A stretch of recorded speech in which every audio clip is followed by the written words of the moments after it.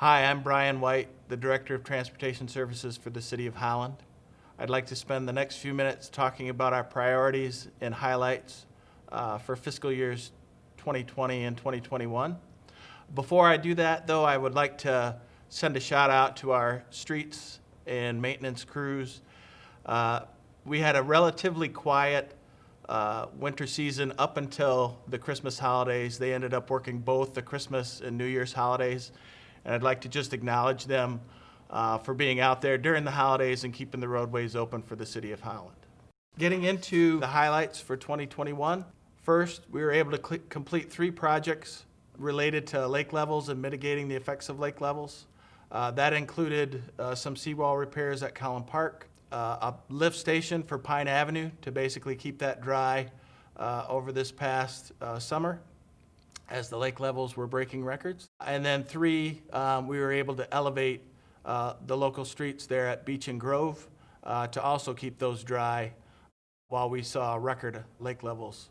Next, I'd like to acknowledge our increase in productivity with our sidewalk repair program. We were basically able to do about 10,000 square feet of sidewalk repair through contractual means, and then also did about that amount with our own forces. Utilizing our sidewalk condition database that we were able to put together last year as we augment our asset management and utilize that to focus our resources on improvements there in the sidewalk network.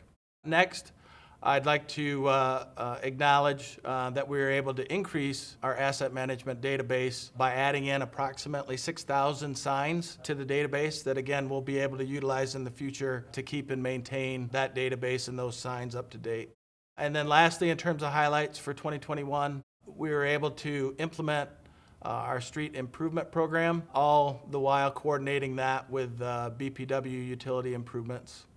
Looking on to priorities for 2022, we would like to basically pick up a carryover project from last year, and that is basically taking on the BPW vehicle maintenance into our shop. With the COVID-19 restrictions, really didn't create an environment to do that this year. We'd like to pick that ball up basically in the coming year and go ahead and implement that. Next, I'd like to just continue monitoring lake levels. Again, we saw record high lake levels this past year. That is trending down. We have a slide for that we'll go into a little more detail, but we want to continue to monitor that and mitigate as appropriate. We'd like to continue to build out our asset management database and add in our traffic signals to the database.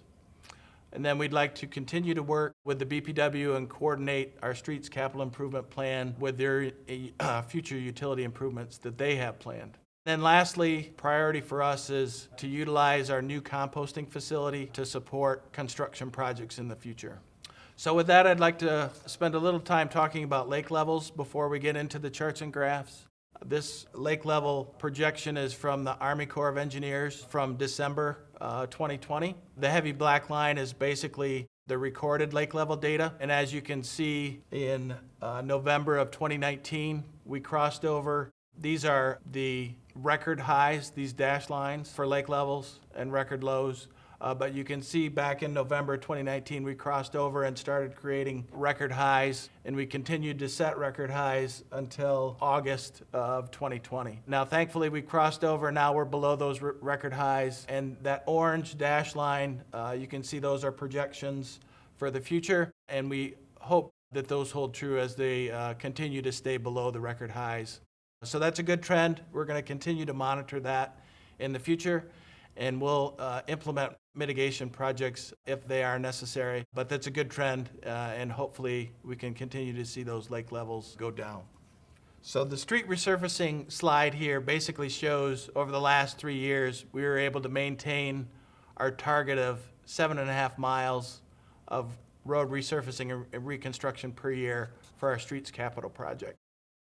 Our plans for calendar year 2021 and calendar year 2022 are shown on the attached slide. Basically 2021 in green, which is going to be pretty similar mileage-wise to what we did last year. And then 2022 in gold, plan to pump it up a little bit to get just under 9 miles worth of resurfacing and reconstruction. I'd like to spend some time talking about our leaf compost area. We basically did a trial project this year where we used that material on our 20th and 21st Street project.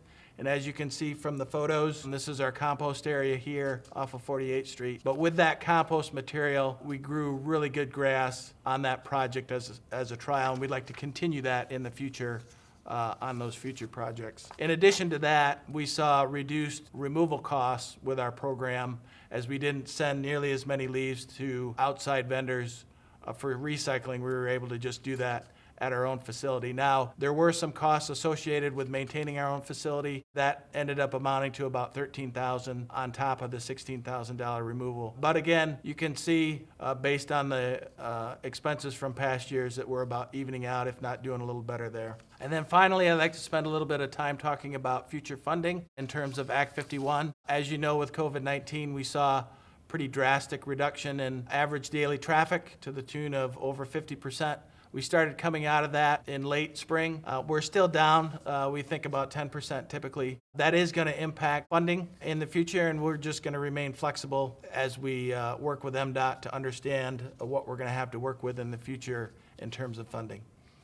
So with that, I'd like to thank everybody and thank the crews again from the Transportation Department for all the work they do.